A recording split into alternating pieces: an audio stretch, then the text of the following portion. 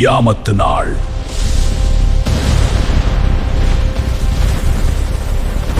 மனிதகுலத்திற்கான இறுதி எச்சரிக்கை. அமைதியான இரவு. நட்சத்திரங்கள் வானத்தில் பிரகாசிக்கின்றன. ஆனால் ஒரு நாள் அதே வானம் கிழிந்து போகும், அதே பூமி அதிர்ந்து போகும்.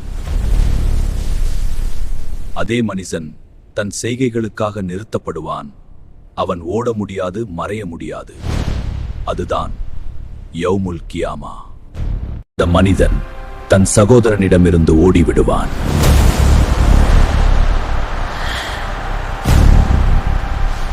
அல்லாஹ் கூறுகிறான், மனிதன் தன் சகோதரனிடமிருந்து ஓடிவிடுவான்.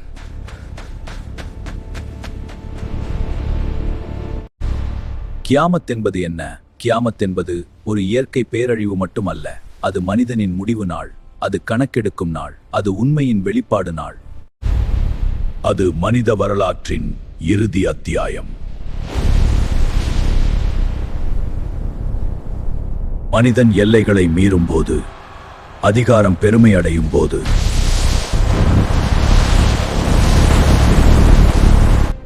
அல்லாஹ்வின் கட்டளைகள் மறக்கப்படும் போது அந்த சமூகம் அழிவை நோக்கி செல்கிறது. நபிகள் நாயகம் ஸல்லல்லாஹு அலைஹி வஸல்லம் அவர்கள் எச்சரித்தார்கள். அவர்கள் பல ஹதீஸ்களில் கியாமத்தின் அறிகுறிகளை முன்பே கூறிவிட்டார்கள். அந்த அறிகுறிகள் இன்று நம் கண்முன்னே நடக்கின்றன. சிறிய அறிகுறிகள் ஆரம்பம். வட்டி பரவல், விபச்சாரம் அதிகரிப்பு, இசை மற்றும் அசிங்கம் பொதுவாக மாறுதல், நேர்மை குறைதல், அறியாமை பெருகுதல். இவையெல்லாம் சிறிய அறிகுறிகள். ஆனால் இவையெல்லாம் பெரிய புயலுக்கு முன் வரும் மெல்லிய காற்று மட்டும். அந்த நாள் வருவதற்கு முன் அல்லாஹ் மனித குலத்திற்கு பல எச்சரிக்கைகள் தருவான். முஹம்மது நபி ஸல்லல்லாஹு அலைஹி வஸல்லம் அவர்கள் கூறினார்கள், நான் மற்றும் கியாமத் இந்த 2 விரல்களைப் போல அருகில் உள்ளோம். நம்பிக்கை குறைதல், அமானா இழப்பு. ஒரு நாள் வரும், அப்போது நம்பிக்கை மனிதர்களிடமிருந்து எடுக்கப்படுமான். நேர்மையானவர் அரிதாகி விடுவார், தவறானவர்கள் பதவியில் இருப்பார்கள். இந்த மனிதன் நம்பகமானவன் என்று சொல்லப்படுவான். ஆனால் அவன் உள்ளத்தில் ஒரு துகளும் ஈமான் இருக்காது. சஹீஹ் அல் புகாரி, சஹீஹ் முஸ்லிம் ஹதீஸ்களில் நபிகள் நாயகம் ஸல்லல்லாஹு அலைஹி வஸல்லம் அவர்கள் கூறினார்கள், ஒரு காலம் வரும், எல்லோரும் வட்டியில் ஈடுபடுவார்கள். ஈடுபடாதவர் கூட அதன் தூசியில் சிக்குவார். தூசி. இன்று வட்டி இல்லாமல் வாழ்க்கை சாத்தியமா? சஹீஹ் அல் புகாரியில், என் சமுதாயத்தில் சிலர் விபச்சாரம், பட்டு, மது மற்றும் இசையை ஹலால் என்று கருதுவார்கள். இன்று பாவம் ஒரு பொழுதுபோக்காக மாறிவிட்டது. அறிவு குறையும், அறியாமை பெருகும். சஹீஹ் அல் புகாரியில், அல்லாஹ் அறிவை எடுக்க மாட்டான், ஆனால் அறிஞர்களை எடுத்து விடுவான். அறிஞர்கள் மறைந்தால் மக்கள் அறியாமையை தலைவர்களாக ஏற்றுக்கொள்வார்கள். சஹீஹ் முஸ்லிமில், கியாமத்திற்கு முன் கொலை அதிகரிக்கும்.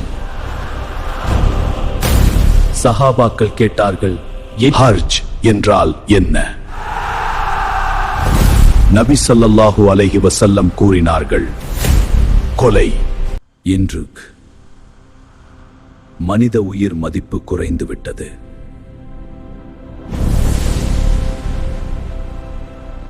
கியாமத் நாளிற்கு முன்பு மிக உயரமான கட்டிடங்களை போட்டி போட்டுக்கொண்டு கட்டிக்கொள்வார்கள்.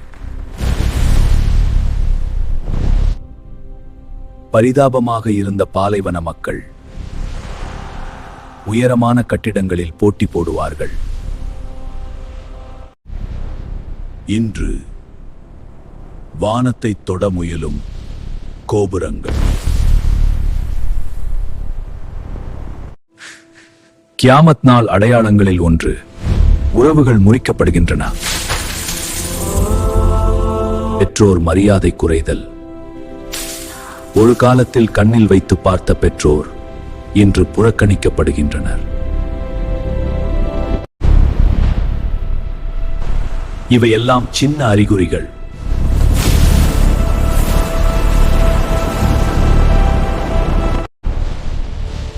கியாமத்தின் பெரிய அறிகுறிகள் இப்போது தொடங்கப் போகின்றன. சின்ன அறிகுறிகள் கடந்துவிட்டன, இப்போது மகா அறிகுறிகள் வரும். உலக வரலாற்றின் அதிர்ச்சியான அத்தியாயம் ஆரம்பமாகிறது. நபிகள் நாயகம் ஸல்லல்லாஹு அலைஹி வஸல்லம் கூறினார்கள், 10 பெரிய அறிகுறிகள் வரும் வரை கியாமத்து நிலைநிறுத்தப்படாது. சஹீஹ் முஸ்லிமில் இந்த ஹதீஸ் பதிவு செய்யப்பட்டுள்ளது. இது உண்மையான அறிவிப்பு, இது நம்பகமான செய்தி.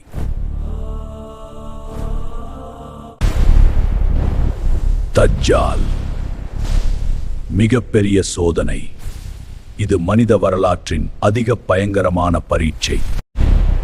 அல் மசீஹு தஜ்ஜால் ஒரு கண் குருடு. அவன் நெற்றியில் காஃபிர் என்று எழுதப்பட்ட அவன் தன்னை இறைவன் என்று அறிவிப்பான். அவன் சொல்வான், நான் மழை பெய்ய வைக்கிறேன், நான் உயிர் கொடுக்கிறேன். மக்கள் அவனை நம்புவார்கள். ஈசா அலைஹி வஸ்ஸலாம் வானத்திலிருந்து இறங்குவார்கள். அவர் உண்மையை நிலைநிறுத்த வருகிறார். மாஸ்கஸ் பகுதியில் அவர்கள் தஜ்ஜாலை தேடி சென்று அவனை அழிப்பார்கள். அந்த நாள் உண்மையான நீதி நிலைநிறுத்தப்படும். யாஜூஜ் மற்றும் மாஜூஜ்.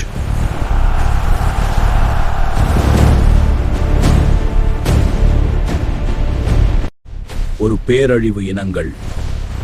அவர்கள் பூமியை நிரப்பி விடுவார்கள்.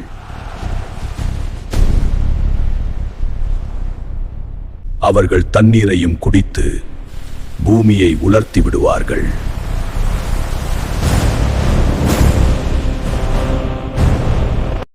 மனிதர்கள் மலைகளில் ஒளிவார்கள். அப்போது ஈசா அலைஹி வஸ்ஸலாம் துவா செய்வார்கள். அல்லாஹ் அவர்களை அழிப்பான். புகை.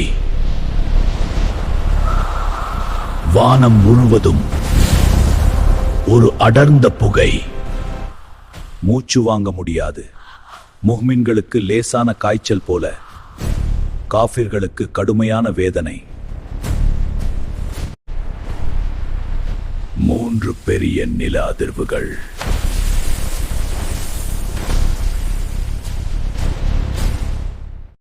கிழக்கில் 1, மேற்கில் 1, அரபு தீபகற்பத்தில் 1. நகரங்கள் முழுவதும் மறைந்து போகும். சூரியன் மேற்கில் உதயம்.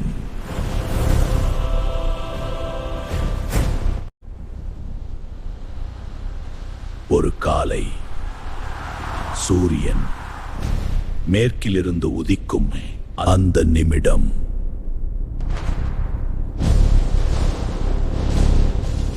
தௌபா கதவு மூடப்படும்.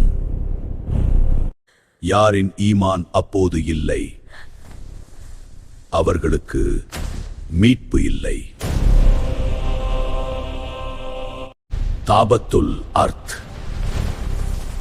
பூமியிலிருந்து ஒரு விசித்திர உயிரினம் வெளிப்படும். மக்களின் முகங்களை குறியிடும். முஹ்மின்கள் பிரகாசமாக, காஃபிர்கள் கருமையாக.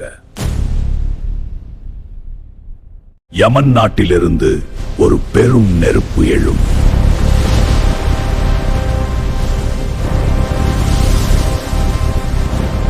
ஒரே இடத்துக்கு தள்ளும். அந்த இடம் மக்கள் ஒன்று திரண்டிருக்கும் நிலம். இவையெல்லாம் நடந்த பின் உலகம் இன்னும் சில நிமிடங்கள் மட்டும் கியாமத் நாளின் அடையாளமாக இமாம் மெஹ்தி அலைஹிஸ்ஸலாம் இருளில் எழும் நம்பிக்கை. உலகம் குழப்பத்தில் மூழ்கியிருக்கும். அநியாயம் எல்லைகளை மீறும். இரத்தம் சிந்தும். அப்போது ஒரு மனிதர் எழுவார். அவர் பெயர் முஹம்மது இப்னு அப்துல்லாஹ். நபிகள் நாயகம் ஸல்லல்லாஹு அலைஹி வஸல்லம் அவர்கள் கூறிய செய்தி,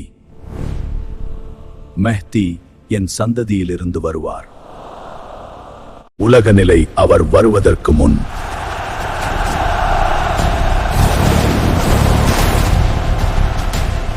அரசியல் குழப்பம், உள்நாட்டு போர்கள், மத்திய கிழக்கில் இரத்தப் போர்கள், மக்கள் நீதிக்காக ஏங்குவார்கள். மக்காவில் காபாவின் அருகில் மக்கள் அவரை வற்புறுத்தி பையத் செய்வார்கள். மற்றும் மக்காமுல் இப்ராஹிம் இடையில் மக்கள் கூறுவார்கள்,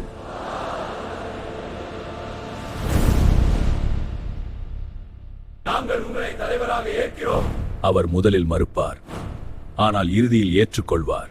7 அல்லது 9 வருடங்கள் ஆட்சி. பூமி நீதியால் நிரம்பும். செல்வம் சமமாக பகிரப்படும். ஜகாத் வாங்க யாரும் கிடைக்காது. அவர் உலகத்தை அநியாயத்திலிருந்து நீதிக்கு கொண்டு வருவார். கிழக்கிலிருந்து கருப்பு கொடிகள் எழும். அவை மஹ்தியை ஆதரிக்கும். இது பல ஹதீஸ்களில் குறிப்பிடப்பட்டுள்ளது.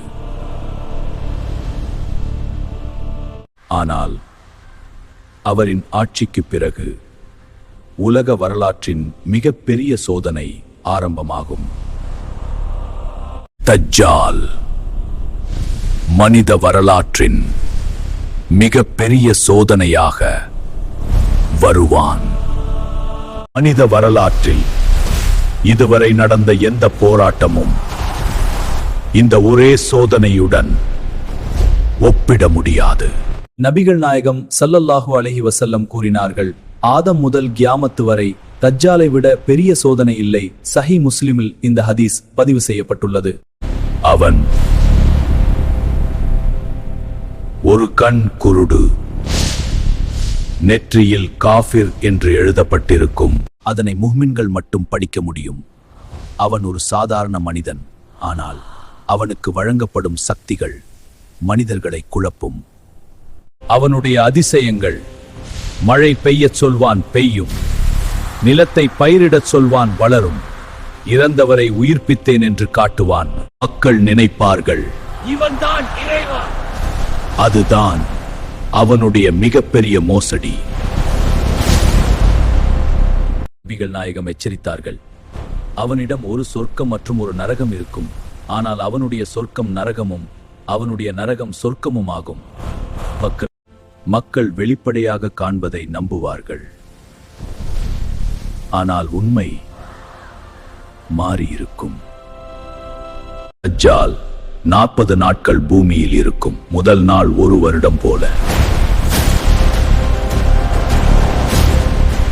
ஈக்கன்னான் 2ஆம் நாள் 1 மாதம் போல. 3ஆம் நாள் 1 வாரம் போல. மீதி நாட்கள் சாதாரண நாட்கள். உலகம் முழுவதும் செல்வான், ஆனால் 2 நகரங்களில் நுழைய முடியாது. நபிகள் நாயகம் ஸல்லல்லாஹு அலைஹி வஸல்லம் அவர்கள் கூறினார்கள், யாராவது தஜ்ஜாலை சந்தித்தால் சூரத்துல் கஹஃப் முதல் 10 வசனங்கள் ஓதட்டும். இதுவே பாதுகாப்பு. பலர் ஏமாறுவார்கள். பல அறிஞர்கள் கூட சோதிக்கப்படுவார்கள். பல வலிமையானவர்கள் கூட வீழ்வார்கள். ஈமான் பலவீனமானவர்கள் அவனை பின்பற்றுவார்கள். அது ஒரு காலம், நம்பிக்கையும் பயம் கலந்த காலம். அல்லாஹ் மனிதகுலத்தை விட்டுவிட மாட்டான். அந்த நேரத்தில் வானம் திறக்கும். ஹஜ்ரத் ஈசா அலைஹிஸ்ஸலாம் அவர்கள் 2 வானவர்களால் கீழே இறக்கப்படுவார்கள். ஹஜ்ரத் ஈசா அலைஹிஸ்ஸலாம் அவர்கள் வெள்ளை ஆடையில் 2 மலக்குகளின் சிறகுகளில் கை வைத்து டமாஸ்கஸ் நகரின் கிழக்கு பகுதியில் உள்ள வெள்ளை மினாரத் அருகில் இறங்குவார்கள்.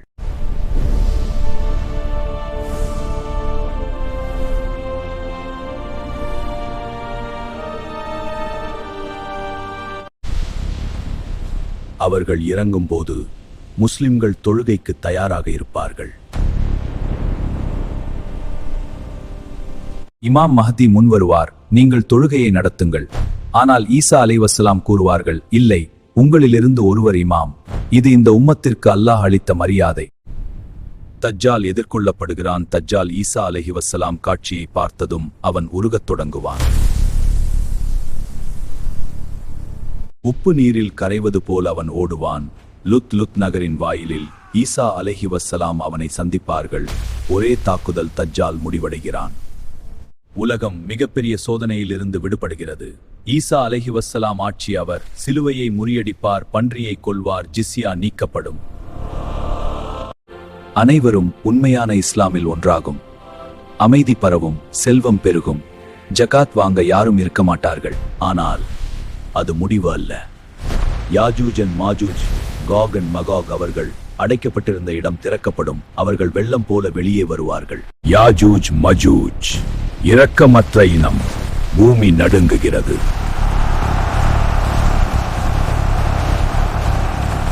வரலாற்றின் ஆழத்தில் துல்கர்னைன் அலைஹிஸ்ஸலாம் அவர்கள் இரு மலைகளுக்கு இடையே இரும்பையும் செம்பையும் உருக்கி ஒரு மாபெரும் சுவரை எழுப்பினார்கள்.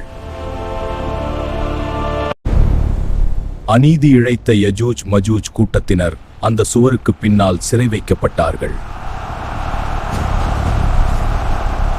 அவர்கள் ஒவ்வொரு நாளும் அந்த சுவரை தோண்டுகிறார்கள்.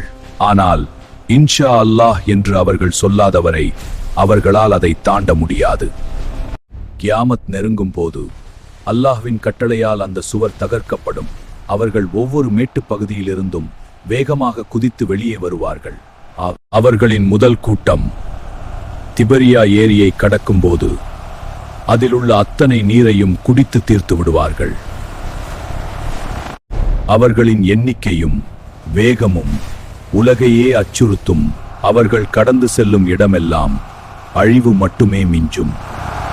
ஈசா அலைஹிஸ்ஸலாம் அவர்களும் முஹ்மின்களும் தூர் மலையில் தஞ்சமடைவார்கள். உணவு தட்டுப்பாடு ஏற்படும் அளவுக்கு யஜூஜ் மஜூஜின் ஆதிக்கம் இருக்கும். பூமியில் உள்ளவர்களை அழித்து விட்டோம், இனி வானில் உள்ளவர்களை அழிப்போம் என்று அவர்கள் அகங்காரமாக பேசுவார்கள். அவர்களின் அநீதி தாங்காமல் ஈசா அலைஹிஸ்ஸலாம் அவர்கள் இறைவனிடம் உருக்கமாக பிரார்த்திப்பார்கள். துவாவின் பலனாக அவர்களின் பிடரிகளில் ஒருவித புழுக்களை இறைவன் உருவாக்கி ஒரே இரவில் ஒட்டுமொத்த கூட்டத்தையும் அழிப்பான். பூமி முழுவதும் பரவியிருக்கும் அவர்களின் உடல்களை அப்புறப்படுத்த ஒட்டகத்தின் கழுத்தை போன்ற நீண்ட கழுத்துள்ள பறவைகளை இறைவன் அனுப்புவான். பிறகு பெய்யும் பெருமழையினால் பூமி தூய்மையாக்கப்படும். ஒரு மாதுளம் பழம் ஒரு கூட்டத்திற்கே போதுமான அளவுக்கு பரக்கத் பூமியில் பொழியும். இறை தூதர் ஸல்லல்லாஹு அலைஹி வஸல்லம் அவர்கள் கூறியபடி கியாமத் நெருங்கும் போது 3 இடங்களில் பூமி பிளந்து உள்வாங்கும். உலகம் அதிர்ந்து போகும் வகையில் 3 திசைகளில் பூமி பிளக்கும். மனிதர்கள் பெருமையுடன் கட்டிய மாட மாளிகைகள் அனைத்தும் ஒரு நொடியில் பூமிக்குள் உள்வாங்கப்படும். நிலம் பிளக்கும் அதே நேரத்தில் அமைதியாக இருந்த கடல்கள் சீறிப்பாயும். பெருமலைகள் நிலப்பரப்பை ஆக்கிரமித்து அசைக்க முடியாத கோட்டைகளையும் அடித்துச் செல்லும். இந்த பூகம்பங்கள் வெறும் நடுக்கமல்ல, இவை பூமியின் முடிவிற்கான இறுதி எச்சரிக்கைகள். நிலம் சமநிலையை இழந்து பாதுகாப்பான இடமே இல்லை என்ற நிலையை உருவாக்கும். 3 இடத்தில் நிலநடுக்கம் பூகம்பம் ஏற்பட்ட பிறகு உலகம் அமைதி பெற்றிருக்கும் வேளையில் சஃபா மலைக்கு அருகே பூமி பிளக்கும். பூமியிலிருந்து தப்பத்துல் ஆர் எனும் விசித்திர விலங்கு வெளிப்படும். அதன் கையில் மூசா அலைஹிஸ்ஸலாம் அவர்களின் கைத்தடியும் சுலைமான் அலைஹிஸ்ஸலாம் அவர்களின் மோதிரமும் இருக்கும். அது மக்களிடையே அதிவேகமாக சென்று இறை நம்பிக்கையாளர்களின் முகத்தை பிரகாசிக்கச் செய்யும். நிராகரிப்பாளர்களின் முகத்தில் கருப்பு அடையாளமிடும். இந்த அடையாளங்களை கண்ட மக்கள் இனி தப்பிக்க வழியில்லை என்பதை உணர்ந்து கதறி அழுது இறைவனிடம் துஆ செய்வார்கள். ஆனால் தௌபாவின் வாசல் அன்று அடைக்கப்பட்டிருக்கும். அவர்கள் கேட்கும் துஆக்கள் அன்று ஏற்கப்படாது. யா அல்லாஹ், எங்களை மன்னிப்பாயாக, எங்களை நரகிலிருந்து பாதுகாப்பாயாக, மூமினாக எங்களை மரிக்கச் செய்வாயாக. உலகம் ஒரு நீண்ட இருளில் மூழ்கியிருக்கும். விடியற்காலை வந்தும் சூரியன் உதிக்காமல் இரவு நீடித்துக் கொண்டே இருக்கும். திடீரென்று அதுவரை கிழக்கில் உதித்த சூரியன் இறைவனின் கட்டளையால் அன்று மேற்கில் உதிக்கும். இதை பார்க்கும் மனிதகுலம் பேரதிர்ச்சியில் உறையும். இந்த மாபெரும் அதிசயத்தை கண்டவுடன் பூமியில் உள்ள அனைவரும் இறைவனை நம்புவார்கள். ஆனால் அந்த நம்பிக்கை அன்று பலனளிக்காது. சூரியன் மேற்கில் உதித்த அந்த நொடியே பாவ மன்னிப்பு தேடும் தௌபாவின் வாசல் நிரந்தரமாக அடைக்கப்படும். இனி எந்த பிரார்த்தனையும் இறைவனால் ஏற்கப்படாது. கியாமத் நாளின் இறுதி பெரு அடையாளமாக ஏமனின் ஏடன் எனும் கடற்பகுதியின் ஆழத்திலிருந்து ஒரு மகா நெருப்பு கிளம்பும். இந்த நெருப்பு யாரையும் எரிக்காது. ஆனால் மக்கள் இளைப்பாற விடாமல் அவர்களை முன்னோக்கி விரட்டிச் செல்லும். அவர்கள் தங்கும் இடமெல்லாம் இதுவும் தங்கும். அந்த நெருப்பு உலக மக்கள் அனைவரையும் சிரியா தேசத்தின் பக்கம் மஷர் மைதானம் ஒன்று கூட்டும். இதுவே இந்த உலக வாழ்வின் கடைசி ஊர்வலம். அனைத்து மக்களும் ஓரிடத்தில் ஒன்று சேர்ந்ததும் அந்த நெருப்பு மறைந்துவிடும். அங்கிருந்துதான் மாபெரும் விசாரணை நாள் தொடங்குகிறது. அல்லாஹ்வின் கட்டளை வந்தவுடன் வானவர் இஸ்ராஃபீல் அலைஹிஸ்ஸலாம் அவர்கள் முதல் முறை சூர் ஊதுவார்கள். இது ஒட்டுமொத்த பிரபஞ்சத்தையும் அழிக்கும் முதல் எச்சரிக்கை. அந்த பயங்கரமான சத்தத்தால் மனிதர்களின் கண்கள் நிலைகுத்தி போகும். பாலூட்டும் தாய்மார்களை மறந்து ஓடுவார்கள். சினையுள்ள ஒட்டகங்கள் கவனிக்கப்படாமல் கைவிடப்படும். அதிர்ச்சியும் மரணமும். பூமியில் உள்ள அத்தனை உயிரினங்களும் அந்த பயங்கரமான சத்தத்தை கேட்டு மயங்கி விழுந்து மரணிப்பார்கள்.